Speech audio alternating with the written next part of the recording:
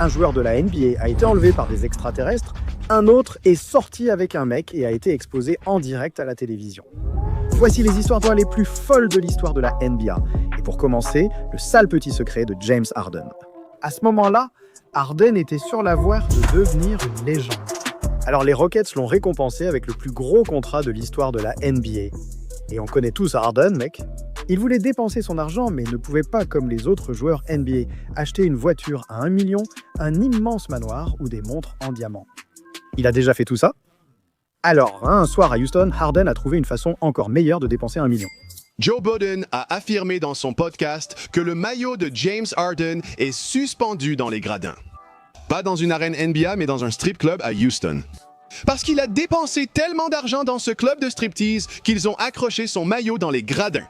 Je suis certain que ces filles auraient apprécié des billets Hamilton ou Jackson, mais Harden... Il jetait des liasses juste pour les voir danser. Mais écoute, ce n'est même pas le plus fou. Depuis cette nuit-là, le jeu de Harden a décliné. À l'époque, il marquait plus de 30 points par match. Il atteint à peine 20 points maintenant. Et chaque fois qu'il entend le mot « club », il ne peut pas s'en empêcher. Tu es dans le club, Kevin est dans le club. N'est-ce pas formidable, après tout, de voir Marcus Aldridge atteindre 20 000 points? Oui, les choses qu'elles sont dures, mais moins que pour le joueur NBA ayant grandi en zone de guerre. Anthony Davis n'a pas eu une enfance comme les autres. Sa vie était tout sauf normale. À chaque sortie d'Anthony Davis, un clip vidéo était tourné où... Mais croyez-le ou non pour lui, ce n'était même pas effrayant. La plus grande peur d'Anthony Davis était simplement de dormir la nuit. Numéro 7, qu'aimerais-tu le plus améliorer chez toi? Le fait que j'ai peur du noir. Vraiment? Ouais. À quel point tu avais peur? Genre des veilleuses partout? Il fallait toujours qu'une lumière reste allumée, comme la télé ou la salle de bain. Frérot, AD, t'inquiète pas. S'il y a quelqu'un dehors, montre-lui ton mono-sourcil. Sérieusement, au moins AD a de super coéquipiers qui ont tenté de l'aider à surmonter sa peur. Mais... Je ne veux pas entrer ici.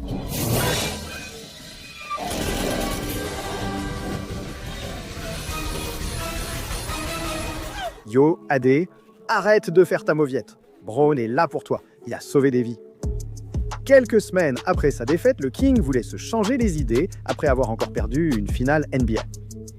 Il a donc appelé ses potes pour partir en vacances, car il se disait « Pourquoi passer mon été à Cleveland ?»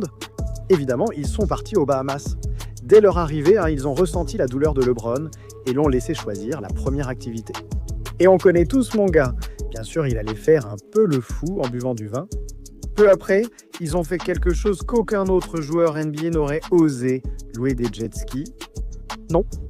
Louer un yacht? Non. Melo voulait voir la vie en jaune et a convaincu l'équipe de prendre un bateau banane. Grosse erreur. La bande a navigué au centre de l'océan. Et la vie était belle. Mais où était Melo? Alors que les garçons s'amusaient, la vie de Melo défilait devant ses yeux jusqu'à ce que... Je lève les yeux, le courant m'emporte au milieu de l'océan, carrément à l'opposé du bateau. On ne pouvait pas te voir. Ah, je sais. Alors je lève les yeux vers le bateau et je vois LeBron sauter du bateau comme s'il était MacGyver. Il me ramenait avec un seul bras. Il nage avec un bras, me porte de l'autre bras. Regarde LeBron, mec, il porte des joueurs sur le terrain et en dehors. Tellement inspirant, au moins Melo n'a pas complètement perdu la tête comme la légende du dunk qui s'est fait enlever par des extraterrestres. Tu vois, Michael Jordan et LeBron ne sont pas les seuls joueurs NBA à avoir fini dans l'espace. Mon gars Baron Davis, il a dû traîner un peu trop avec Lamar, parce que le mec est passé d'être un all-star à faire des trucs comme ça, aller sur un podcast et raconter des histoires, moi qui devrais enfin le faire enfermer dans un hôpital psychiatrique. J'ai vraiment été enlevé par des extraterrestres il y a 2 semaines. J'étais en route de Vegas, ici à Los Angeles, donc j'étais un peu fatigué et tout. Et je conduisais, puis la prochaine chose que tu sais, mec, j'étais dans une espèce de truc en acier. Et là, il y avait des gens complètement bizarres, à moitié humains, à moitié genre des enfoirés moches, tu vois. Et ils arrêtaient pas de me piquer. On ne sait pas si tu es sérieux jusqu'à maintenant. Et je me piquais le nez et ils me regardaient droit dans les yeux. Ils m'avaient attaché les mains et puis la prochaine chose que tu sais, mec, j'étais à Montebello, genre. Je ne sais pas si le gars fumait du crack, mais après avoir raconté son aventure avec les extraterrestres, le FBI n'était apparemment pas content. Parce que des types en costard sont littéralement venus chez lui. Mec, si c'est vrai, le FBI devrait venir me faire oublier les pieds de Giannis. Ils sont vraiment affreux. Toutes les chaussures que j'avais quand j'étais plus jeune me venaient de mes coéquipiers, ces deux merveilles, et ils disaient « Allez, c'est pas grave ». Ils les enlevaient de leurs pieds, genre ben, tu peux les prendre. Il y a eu un moment où je portais 2 tailles en dessous, et donc aujourd'hui mes orteils sont recroquevillés comme ça. Attends, je suis sûr qu'ils ne sont pas aussi usés que ceux de Shaq ou LeBron. Attends, c'est quoi ce truc? Putain mec, tu vas me filer des cauchemars, comme les joueurs NBA, qui a déjà subi la malédiction du Thunder d'Oklahoma City. Récemment, Thomas Source m'a parlé de la plus grande dissimulation de la NBA. En apprenant que des dizaines de joueurs en étaient victimes, j'ai dû enquêter. Je suis venu car il ne s'agit pas d'un hôtel comme celui-ci, mais comme celui-là. Ouais, l'histoire de cette malédiction de la NBA a commencé au début des années 1900. À l'époque, le propriétaire William B. Skirvin avait une femme de chambre nommée Billy. Bon, je ne vais pas entrer dans les détails, mais les deux ont fait quelque chose d'inapproprié. Et elle a commencé à faire du chantage. Un soir, il a rencontré Billy sur le toit de son immeuble pour tenter un accord civilisé. Après une violente dispute, Scriven l'a enfermé et a interdit aux clients d'accéder au 10e étage de l'hôtel. Et une fois qu'elle a compris que personne ne viendrait l'aider de sitôt, elle a fini par se jeter par la fenêtre. Et même si elle a sauté, elle n'est jamais vraiment partie. Aujourd'hui, chaque fois que des équipes NBA jouent à Oklahoma City, la NBA les réserve toujours dans cet hôtel. Mais chaque joueur qui séjourne ici la rencontre. Caron Butler a reconnu que tout le monde dans la ligue le sait, car cet endroit, ce n'est pas une blague. Il y a une raison si Kyrie Irving n'est resté qu'une nuit ici et prévoit déjà un documentaire sur un hôtel hanté. Donc je ne sais pas ce que la NBA a en tête à réserver constamment des joueurs dans cet hôtel, mais peut-être qu'ils trouveront-ils ça drôle de voir les joueurs plus effrayés de dormir la nuit qu'Anthony Davis. En parlant d'Oklahoma City, détendons-nous et souvenons-nous d'une époque où un joueur NBA piégé a dû être retenu pour ne pas frapper ses coéquipiers. En 2011, le Thunder était visionnaire, cherchant à bâtir une dynastie. Kevin Durant dominait alors le monde. Russell Westbrook faisait partie de cette équipe depuis 2 ans sans manquer un match. James Harden avait le potentiel d'être une star, mais comme 6e homme à Oklahoma City, il avait du mal à s'intégrer.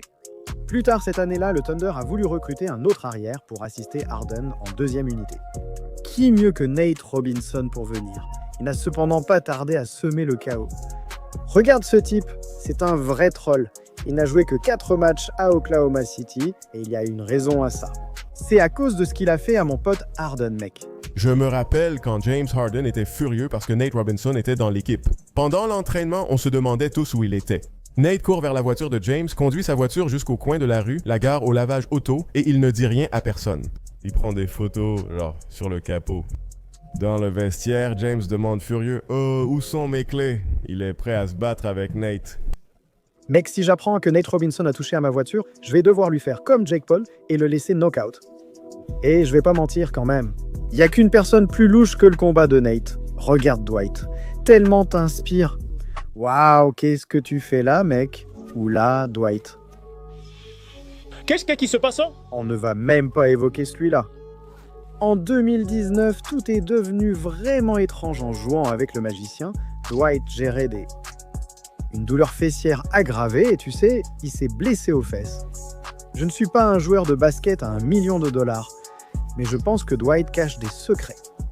Il a passé la majeure partie de la saison sur le banc, consacré à la rééducation ou la récupération, du moins c'est ce qu'on pensait. Puis, soudain Dwight a été poursuivi en justice par un mec. Un homme affirmait que lui et Dwight avaient une relation de type ami avec bénéfice. Tu sais, hoopflix et détente. Ce gars a dit aux médias que Dwight était caché dans le placard. Et quand Dwight a appris ça, il n'a pas eu d'autre choix que de rendre l'affaire publique. Mais sois simplement toi-même, sois libre. Ce qui veut dire que tu n'es pas gay. Ouais, je ne suis pas gay, donc juste...